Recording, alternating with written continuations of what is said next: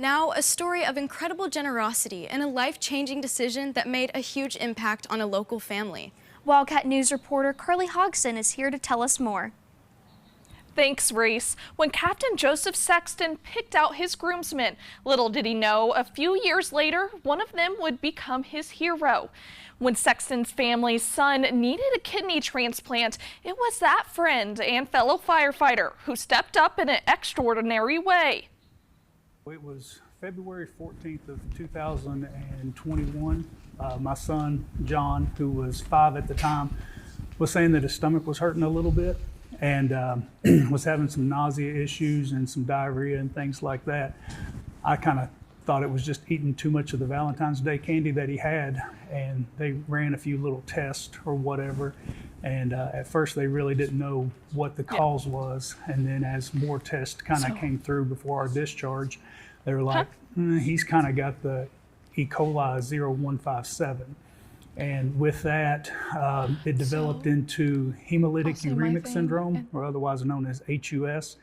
And that disease there went in and destroyed a bunch of his little blood vessels that he had. His kidneys were just shutting down, and he had to go on like continuous dialysis for a while, just to try to clear all the toxins and stuff out of his blood. They said that his kidneys are permanently damaged to the point that he will have to have a transplant. So I was with him exclusively probably from February 14th of 21, and I don't think I got back working until he was discharged from Cincinnati Children's till around May.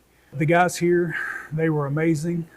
Retired Captain Doug Hurt was here with me while I was at Station 1, and when they found out about that, he arranged the guys on the entire department, and they all covered my shifts while I was off, and I never had to burn any of my benefit time.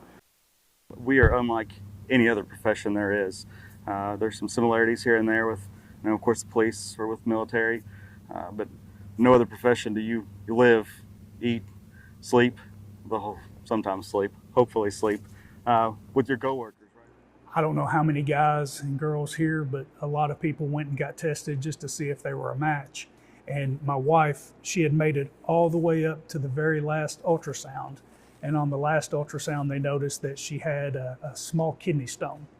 And once they found that, that ruled her out completely from being able to be a donor. I tried to get tested, and I was not a match because of the blood type.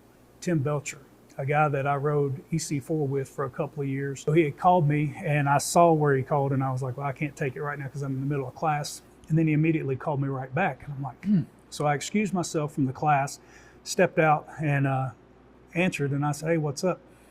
He said, just wanted to let you know that I'm a match. And I said, excuse me? He said, I'm a match. I was like, a match? He's like, for John. I was like, what? Are you serious? Why would I not do this? If I'm willing to go to the firehouse every third day and risk my life for a complete stranger, why in the world would I not do it for somebody that I know and care about?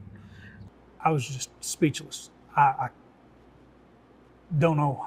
You just can't express what the feeling is, because here's somebody that's going to give up something of theirs to help save my boy so that way he can have a normal as he could life. And surgery and everything went great. Once we got to go home, it was a magical feeling. And now seeing him after, post-op, seeing him get back to doing those things, absolutely the best feeling you could imagine. I mean, he's doing baseball. He's riding his dirt bike. He loves that. He's back out on the farm.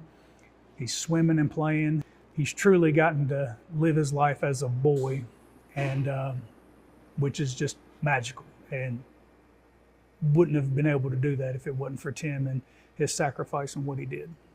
Kindness doesn't cost anything. That's what we're here to do as human beings, not just as firemen, but as human beings. Take care of one another. It costs nothing to be kind. Reach out, help one another when you can. Now Captain Sexton says his son gets to live his life thanks to his friend. That's just absolutely incredible that it was someone so close to him that could help him like that. Yeah, that was a really sweet and inspiring story, and we'll be right back.